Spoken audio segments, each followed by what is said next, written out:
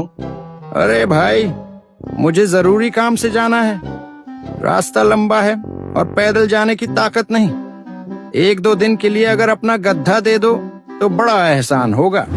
उस आदमी ने वतायो की हालत देखी और उसका दिल पिघल गया। मुस्कुराते हुए बोला, वतायो फकीर, मेरे पास जो कुछ है वो हाजिर है, तुम गधा ले जाओ। वतायो खुश हो गया, तुरंत गधे पर सवार हुआ और गांव के बाहर निकल गया।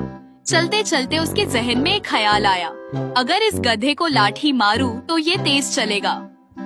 ये सोच के उसने लाठी उठाई और गधे को एक जोर का थप्पड़ दे मारा। अगला ही पल गधे ने झटका दिया और वतायो हवा में उछल के जमीन पर जा गिरा। अरे बाप रे! धूल में लिपटा हुआ वतायो कपड़े झाड़ते हुए खड़ा हुआ और गुस्से के बजाय मुस्कुराते हुए बोला, जो कहना था वो तुम पहले ही हो, अब और क्या कहूँ।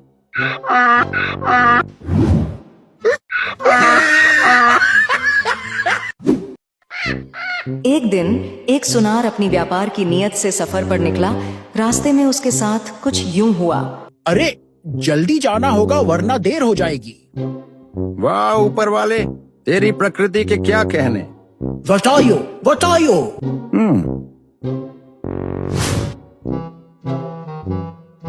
वतायो फकीर, साथ चलते हैं, एक से भले दो, सफर जल्दी कट जाएगा। मंजिल एक ही है, चलो साथ चलते हैं। हाँ बिल्कुल वतायो, तुम्हारे साथ सफर में मजा आएगा।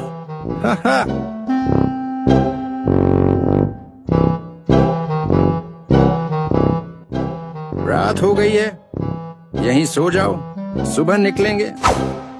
मेरे पास जो पैसा है उसे संभाल कर रखना होगा।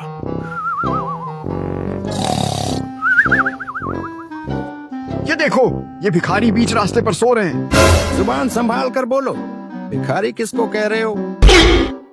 तुम दोनों भिखारी ही तो हो, वरना यहाँ बीच रास्ते पर क्यों सो रहे होते? मेरी छोड़ो, लेकिन जो मेरा साथी सोनार है उसके पास 100 रुपए हैं। अरे मुझे छोड़ दो, मेरे पास कुछ नहीं है। निकाल कहाँ है? 100 रुपए निकाल, जल्दी कर। बताइयो फकीर, तुमने क्या किया? तुम्हारे वजह से मैं लुट गया। अरे तुम्हारे 100 रुपये गए तो कोई बात नहीं, पर होते हुए भी कोई तुम्हें भिखारी का ताना दे, वो मैं बिल्कुल नहीं सह सकता।